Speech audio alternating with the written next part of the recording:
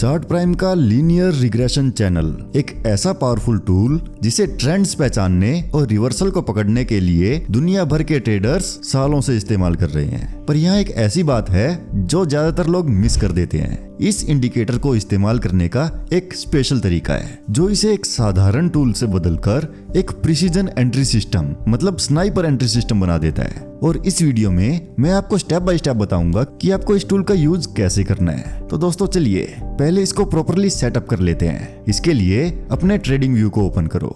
मैं आपको पहले ही बता देता हूँ ये टूल एकदम फ्री है। ट्रेडिंग व्यू को खोलने के बाद अपनी मार्केट को सिलेक्ट करो कि आपको किस चीज में ट्रेड करना है। ये टूल हर जगह काम करता है, चाहे आप निफ्टी में ट्रेड करो, निफ्टी बैंक में ट्रेड करो, किसी स्टॉक में ट्रेड करो, क्रिप्टो में ट्रेड करो या किसी भी चीज में ट्रेड करो। सबसे पहले ऊपर इंडिकेटर्स टैब पर क्लिक करो और सर्च बॉक्स में टाइप करो लीनियर रिग्रेशन चैनल। ध्यान रहे आपको चार्ट प्राइम वाला ही सिलेक्ट करना है। इस पर क्लिक करके इसे अपने चार्ट पर ऐड कर लो।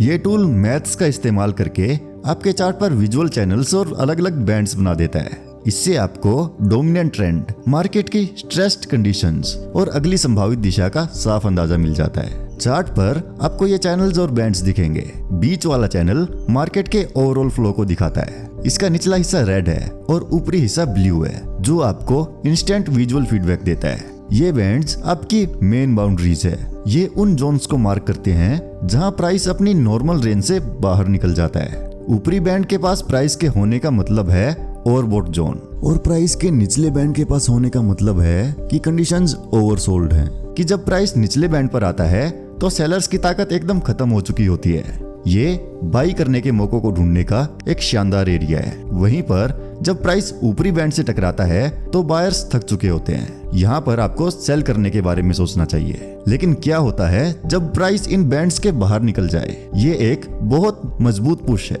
और प्राइस नो मैन्स लैंड में जा चुका है। प्राइस अब कब तक वापस नॉर्मल रेंज में लौटेगा ये बताने के लिए हमारा ये वाला इंडिकेटर रिवर्सल डायमंड सिग्नल्स को प्लॉट करता है। अगर प्राइस निचले बैंड के और भी नीचे चला जाए और आपको ब्लू डायमंड दिखे तो ये वो संकेत है कि प्राइस वापस चैनल के अंदर जाने वाला है। शॉर्ट ट्रेड्स के लिए इसका उल्टा होता है। ऊपरी बैंड के बाहर अगर आपको रेड डायमंड दिखे तो समझ जाइए नीचे की तरफ रिवर्सल आने वाला है। इस टूल का एक और स्पेशल फीचर है कलर कोडेड कैंडल्स। ये कलर कोडेड कैंडल्स एक हीट मैप की तरह बताती हैं कि प्राइस बुलिश है, बीरिश है या न्यूट्रल है। आपको यहाँ डायरेक्शनल एरोज भी दिखेंगे जो फ्यूचर प्रोजेक्शन के हिसाब से प्राइस की अगली संभावित डायरेक्शन को दिखाते हैं। चलिए अब मैं आपको इसकी सेटिंग्स को समझा देता हूँ ताकि आप ये समझ सकें कि ये इंडिकेटर कैसे काम करता है। सेटिंग्स पैनल को खोलने के लिए गियर आइकन पर क्लिक करें।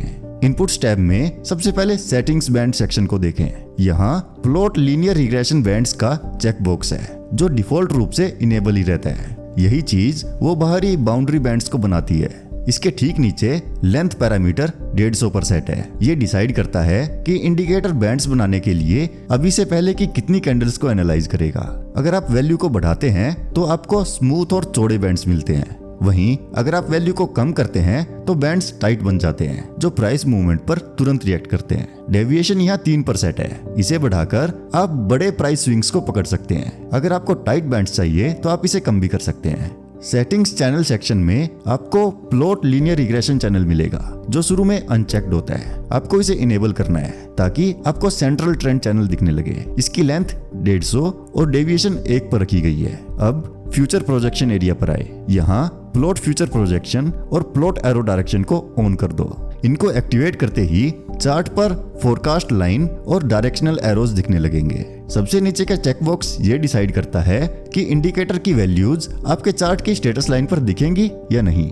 स्टाइल टैब में आप विजुअल एलिमेंट्स जैसे हीट मैप, डायमंड्स और लाइंस को अपने हिसाब से कंट्रोल कर सकते हैं। आपको सेटिंग्स को अपने हिसाब से एडजस्ट करना है और लास्ट में ओके पर क्लिक कर देना है। अब थ्योरी आपको समझ में आ गई हो तो चलिए रियल मार्केट के एग्जांपल्स को देखते हुए मैं आपको बताता हूँ कि मैं पर्सनली कैसे ट्रेड्स लेता हूँ। हमने चार्ट को खोल लिया है। आइए अब बाई और सेल्स दोनों सेटअप्स को बारीकी से समझते हैं। इस बाई ट्रेड को देखिए, प्राइस थोड़ा ऊपर जा रहा है और हमें निचले बैंड पर एक क्लीन पुल बैक मिलता है। यहाँ हम रिवर्सल का इंतजार करेंगे और देखिए निचले बैंड को छूने के बाद एक ब्लू डायमंड प्रकट होता है। हमारी कंफर्मेशन रेडी है। प्राइस ओवरसोल्ड जोन में है और रिवर्सल सिग्नल हमें मिल चुका है। हम ब्लू डायमंड के बाद वाली कैंडल पर बाई पोजीशन लेंगे। स्टॉप लॉस को हम स्विंग लो के थोड़ा नीचे रखेंगे और प्रॉफिट टारगेट को यहाँ पर चैनल की मिड लाइन पर सेट कर देंगे। आपके लिए एक प्रो टिप ये है कि जब भी आपको डायमंड दिखे तो चार्ट को जूम आउट करके चैनल के स्लोप को जरूर देखें। अगर स्लोप ऊपर की तरफ है तो ट्रेंड और भी ज्यादा मजबूत है। यहाँ प्राइस फिर से निचले बैंड को टच करता है और हमें ब्लू डायमंड्स नजर आते हैं। अगर कुछ देर बाद कैंडल्स का कलर भी ब्लू हो जाए तो हमारे ट्रेड लेने के लिए सिग्नल और भी ज्यादा पावरफुल हो जाता है। हालांकि दोस्तों, साइडवेज मार्केट में मैं थोड़ा कंजर्वेटिव ही रहूंगा, क्योंकि ऐसी सिचुएशन में प्राइस बीच में रुक सकता है। अगर आपको कई डायमंड्स एक साथ दिखें और वॉल्यूम भी बढ़ने लगे तो दोस्तों समझ जाइए एक बड़ा मूव आने वाला है। आइए एक सेल ट्रेड को भी देख लेते हैं। यहाँ पर प्राइस ऊपर बढ़कर ऊपरी बैंड के ऊपर ही निकल जाता है और हमें नजर आता है एक रेड डायमंड। दोस्तों, अगर कैंडल का ब्लू रंग फीका पड़ने लगे तो ये मोमेंटम के खत्म होने का संकेत है। हम यहाँ पर एक सेल पोजीशन लेंगे। स्टॉप लॉस को स्विंग हाई के ऊपर और टारगेट को चैनल की मिड लाइन पर सेट कर देंगे।